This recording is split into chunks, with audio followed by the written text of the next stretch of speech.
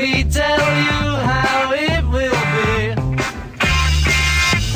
be. Welcome back to The Price of Business. You know that music. And the man is in my studios. The one and only taxmanbob Loeser. And I always look forward to seeing him here. Look forward to your presence. And not that you're Santa Claus. No, I mean presence here on the program. And just love your insight in what's happening. We were talking a little bit before the break. You know, in Kansas, an establishment guy was able to beat a challenger, a Tea Party challenger. And, of course, the media in the end is going to say that this has been a great year for incumbents, and it shows that the Tea Party is waning. I just want to remind people, if you look at the history of electoral politics, look at the at the Almanac of American Politics. It's a phenomenal manual, and look at race after race. 95% of all races are won by incumbents. Right. It's really hard for a challenger to win. And so when it does happen, and it has happened more the last few election cycles than we have seen in decades, maybe ever, where challengers have been beating incumbents in primaries. We've seen it more than ever. But, of course, you know, the media is going to play into this, and they want to keep an establishment GOP, and they don't like the Tea Party. But it's interesting. It's interesting to see. Well, I think just everybody is, I'm not going to say happy, but they're comfortable with the status quo.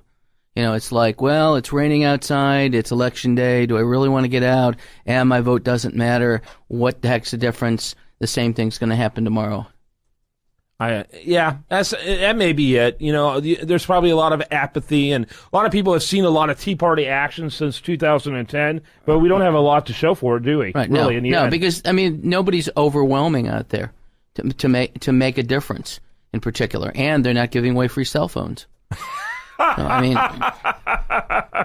yeah, I mean, let's get down to the practical level, right? Yeah, that's right. Unlimited minutes, come on. Yeah, not even free barbecue, let alone free cell phones. So yeah, it's a difficult though situation, and there's nothing about what the GOP has done taking over the House that would make people any more excited about. You know, to me, I'm excited about the simple fact that everything Barack Obama has done since 2010 is reversible with an ink pen. Right. You know, and if the GOP had not won, a lot of this stuff would require new laws to replace it. Correct. You know, so that's the upside. That's a huge upside, but man, it's not enough to obviously to get people to make a difference. Right. I mean, maybe some of the difference is going to be particularly in the Senate, and some of these people, the Pelosi's and Reeds, you know, I hate to be blunt, are going to die off soon. Literally. I mean, figuratively or literally. I mean, you know, literally doesn't do as much damage. Figuratively, you know, maybe does. But, I mean, these people are out of touch. They're out of touch with the rest of the American people, the families living in Philadelphia that can't make ends meet on 2 jobs or 3 jobs. Exactly. All right? But it's not the people in Washington that are out of touch. It's the rest of us that are out of touch. Exactly. And that's the impression you get when you watch these people. So how about on the business front and the tax front? I don't know if you know it, but I'm just in shock that we're in the third quarter. Well, in now. We're into month 8, and most of my clientele have taken care of 2013 and know what's behind them. So I probably have a half a dozen to a dozen that haven't yet and just are procrastinating. But then I have several others that are up to date through June with their financials, and they seem to be holding steadfast. You know, nothing earth-shaking that business is up 20, 30, 40%, except for 1 or 2 clients that have rolled up their sleeves and really done a tremendous job, particularly in this uncertain economy and environment. But tax deadlines have passed. There's, 2 more? One for the corporates in September, one for the personal in October 15th. And then we move towards the planning end of 2014 as we approach late December and find out where we stand for the year. Is there anything hanging in the balance? You know, for several years we had deadlines that had to happen in order to keep taxes at certain levels. Right. Do you have any of that hanging in the balance? Nothing is outstanding right now. I mean, there are murmurs right now that they're going to move on corporate tax reform. Ain't going to happen in our lifetime. I mean, they can't decide what they're having for lunch today. So, let alone by the end of October or November, a new corporate bill is in place. That's not going to happen. These two sides couldn't be more in contrast to one another. It's just amazing. I mean, they're farther apart, I think, at this point in legislative history than a husband and wife going through a divorce. Yeah.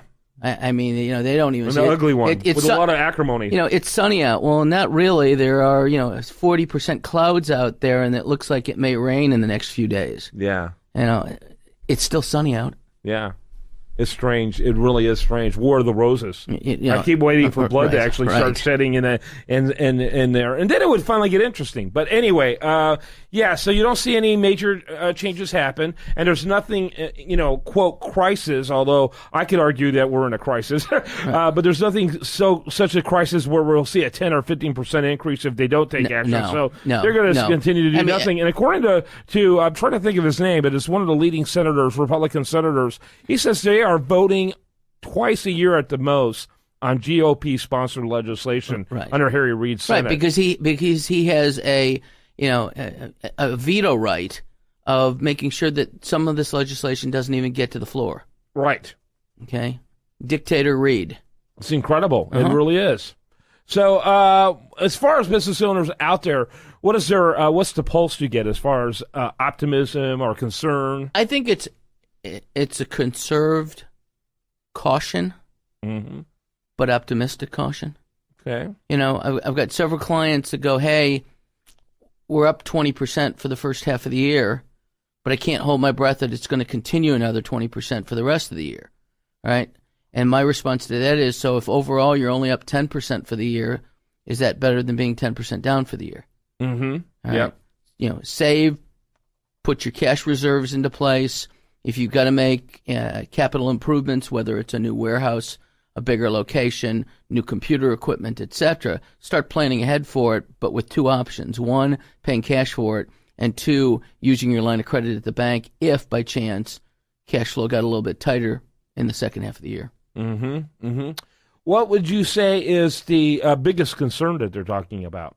I think the issues with corporate tax rates, particularly with this inversion situation where companies are moving or joining with companies outside the U.S.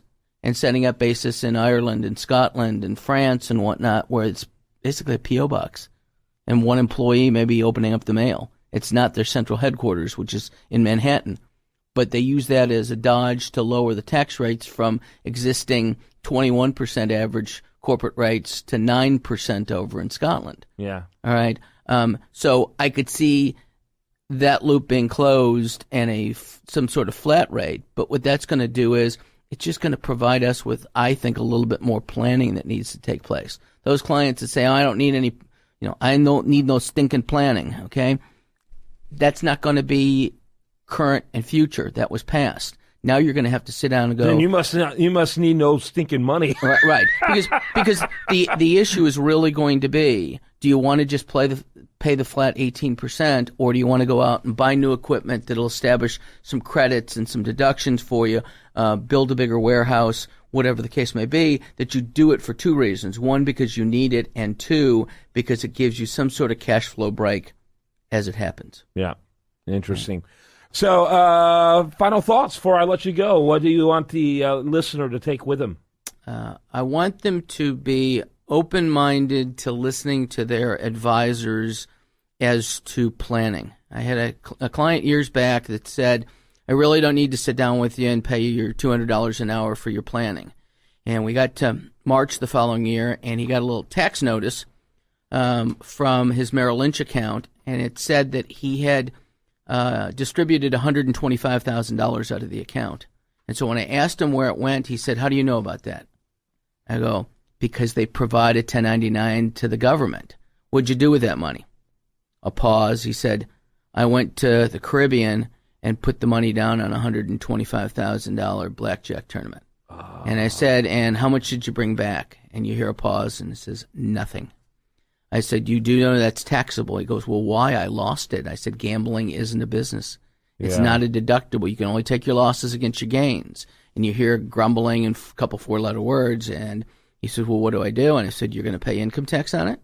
And you're going to pay, because you're under the age of 60, you're going to pay 15% penalty on it. I said, so my rough calculations show you're going to owe $38,500. And again, you hear muttering. And I said, remember that $200 tax planning projection we were going to do in December?